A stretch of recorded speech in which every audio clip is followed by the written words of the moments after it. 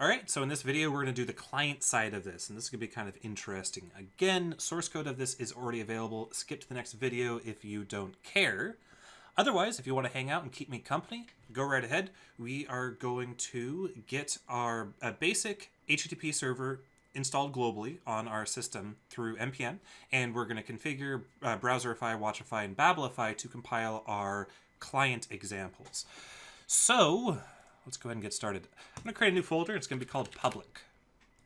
Inside of public, I'm going to create a new folder. It's going to be called build. Inside of the root, I'm going to create a new folder. It's going to be called source client. So what are these folders? Source client is where we're going to put our example JavaScript code for things that I want to run on the browser. Build is where we're going to put our HTML files for examples that run on the browser. Build is where we're going to compile our source client code into our public build. Try not to get these two build folders confused, because that would be weird. All right, the way I'm going to do this is going to be kind of interesting. So I'm going to use Gulp watch to check the files that exist inside of our source client. And for every file, every new file that comes in, I'm going to launch a Gulp Watchify. So let's go ahead and just get started. I'm going to, let's do this backwards, actually. Yeah, I like doing it backwards.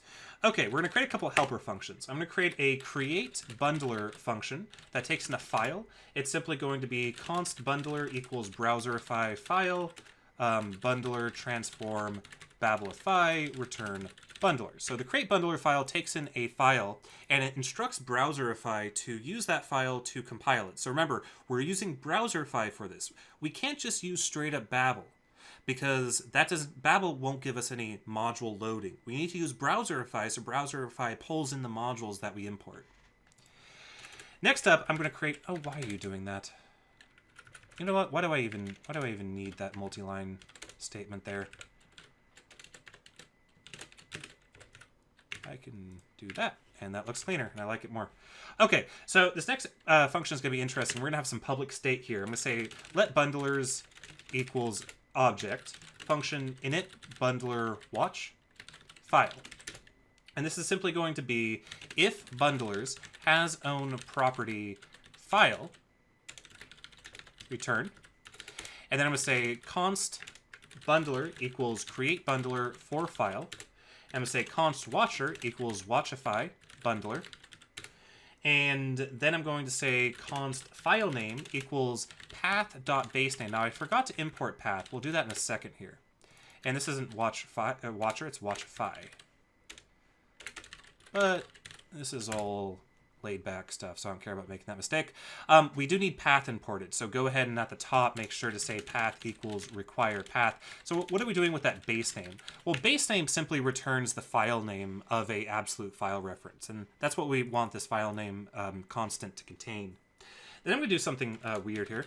I'm going to create an internal function here, kind of a closure, called bundle, and simply going to say return bundler dot bundle, and then I'm going to say dot on error. Error goes into console error. So we print out our errors, which is a good thing. Pipe into source file name. Remember, you want file name here, not file. And then pipe into gulp dest public build. So what does this function do? Well, this function instructs the bundler, which remember is an instance of Browserify, instructs the bundler to go ahead and bundle all of the modules that we imported into this and perform our Babel transformation into this one object. And then we pipe it into final source stream with the source and give it the name of file name, because Browserify doesn't create files with names, but in order to work with Gulp, we need to give it a name, and that's what the final source stream does. And then we simply pipe it out to public build, and that'll be the output. And then we simply say bundle. So we need to make sure that we bundle it first before anything else. Actually, before we bundle, we need to hook into the Watchify events. Watchify is going to notify us when a file changes and we need to do a rebundle. So I'm going to say Watchify, or watcher, on update, and I'm going to simply say bundle. In fact, I could just pass in bundle as a straight up function. So what this is saying, Watchify, whenever you see a file change, go ahead and rebundle it. Then I'm going to say watcher on time, and I'll say time goes into console log, and I'll use a template string here, and I'll say built client in time ms. And that'll go ahead and notify us when the build actually happens. So that's our init bundler watch. So we need to invoke this on every single file that's inside of our source client folder, as well as any additional file that might pop up. So what I'm going to do is I'm going to create a new task, and it's simply going to be gulp.task scripts server, and something weird happened there, scripts server. And for script server, I'm first going to enumerate all of the files in our source client directory. So I'm going to come up here and I'm going to add in a reference to fs equals require fs.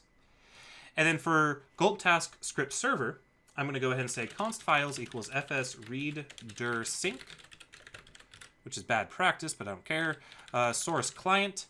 And then I'm going to say for let I equals 0, I smaller than file's length, I plus plus. Const file equals files at I. If path.ext name file does not equal .js, then continue. Otherwise, I want to say init bundle watch on path.join source client file. So what does this code do? Well, it simply looks in our source client folder, finds all the files, and then initializes a bundler watch on each one of those files. And then what I want to do is I want to watch for any new files. So I want to say gulp, return gulp watch, source client, .js, or how about any JS file, for that matter, in any directory, on change, and then say init bundler watch. Now, fortunately, the gulp watch command, the callback we're passing in is going to pass in the file that changed as a parameter, so we don't need to specify any special lambda or anything like that. Also, this should be scripts client. I'm sure you guys, this should be scripts watch scripts client. All right, so that's the code. I'll start at the bottom and scroll up. So we have our create bundler function. We have our init bundler watch. And we have our watch scripts client. Make sure that you imported fs and path, as we see here at the top. Let's go ahead and test that. So I'm going to bring down my my gulp task here. I'm going to nuke that task. I'm going to say gulp watch scripts client. And we do get an error because we're not in strict mode. I don't care. I'll just change this let to a var. Or we could be a little better and come up here and say use strict at the top. I always run into that error. It's because I'm using a variable. Well, you can actually see the error right here. Block scope declaration let const function class not yet supported outside of strict mode. So whatever, don't care. Let's go ahead and re-execute that. And it started. All right, let's go ahead and write a little example thingy in our source client folder. So I'm going to click source client and say example00.js, and I'm going to say how about import moment from moment, import money from jQuery, and then money body text moment format. Built client, and so it worked. Built client in 901 milliseconds. If I do this again, you'll notice that it built faster. Although I am getting a bunch of, it looks, oh, it's building multiple times. I'll fix that in a second. But let's just make sure that it's building properly. If I open up example 00, we see that jQuery was imported, moment was imported, and all the way at the bottom, we should have our little code right here, and we do. So it is working. I did, however, forget a very important step. I didn't notify that my bundlers, I didn't set the fact that I already had a watcher invoked inside of this this object. So every time init bundler watch got invoked, another bundler got created. Obviously, that's not what I want. So I'm going to say bundlers at file equals bundler. So let's go ahead and nuke this and rerun it. Gulp watch scripts client. So it built client, good. If I run this again, we get a built client, good. And you notice it's a little faster because we're using Watchify, and Watchify does some caching on it. Okay, so let's go ahead and create one more task here. I'm going to scroll down to the bottom, and I'm simply going to do gulp task watch scripts, and then I'm going to say gulp parallel watch scripts client and watch scripts server. So it should be pretty clear what I'm doing right here. I'm creating a new task that'll run both watch scripts client and watch scripts server at the same time. So I can come up here. I'll pause on this for a second so you guys can see that. But now I can simply type in gulp watch scripts, and I'll have both running simultaneously. And that's the exact behavior that I'm looking for. So again, very rough code.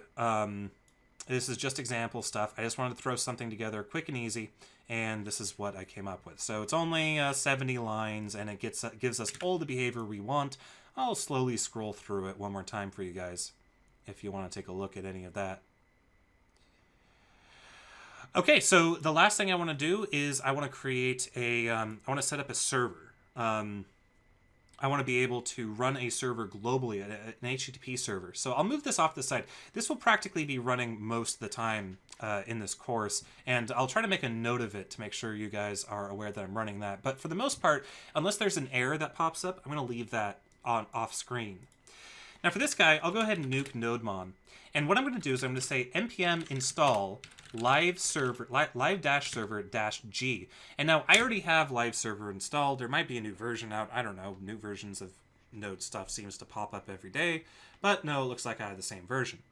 Live server is like HTTP server, but it supports live reload. And I kind of like live server a little bit more now that I've been using that over HTTP server.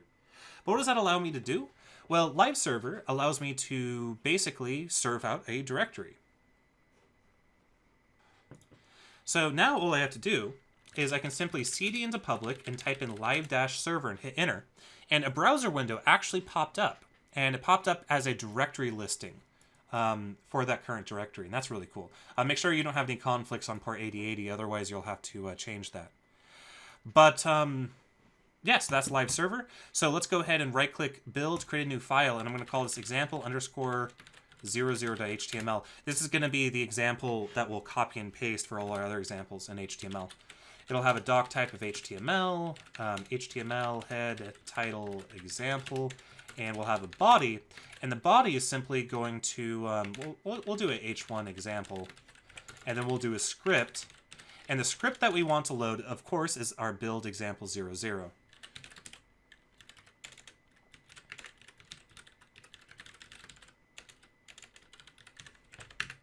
Save that out.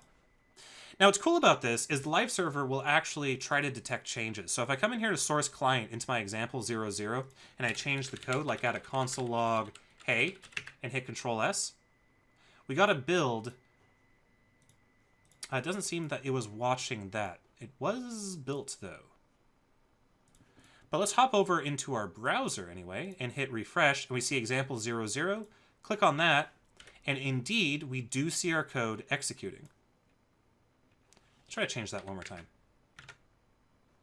There we go. It doesn't give us any notification that something changed until you have an actual live reload thing listening. And the way that works is live server injects a little bit of JavaScript into the page, and it'll listen to changes. It'll automatically refresh things like CSS for you, or if you change your HTML or JavaScript, it'll go ahead and refresh the entire page. So now again, we have a really quick feedback loop, and that's what this whole exercise is about creating a really, really tight feedback loop for all of our examples so we can watch stuff as it happens. Wow, you can reorder these now? How did I not know that?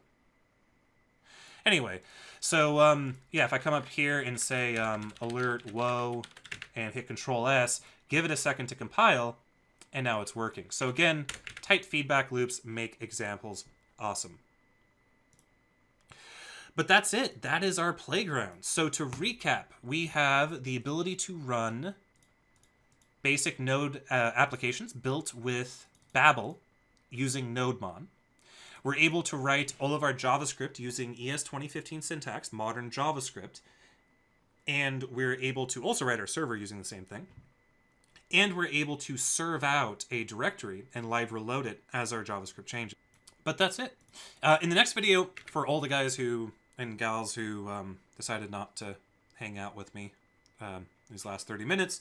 The next video, I'll show all of this stuff to them, so you guys can probably skip that video if you want. And I think that's really about it. So that's the project and fun stuff. So we're ready to actually finally dive into our motivation section. So the motivation section is all about building up something without reactive extensions and then rebuilding it with reactive extensions and compare and contrast the two and really see how reactive programming makes things awesome. But anyway, thanks again for hanging out. I'll see you guys in the next video or the video after.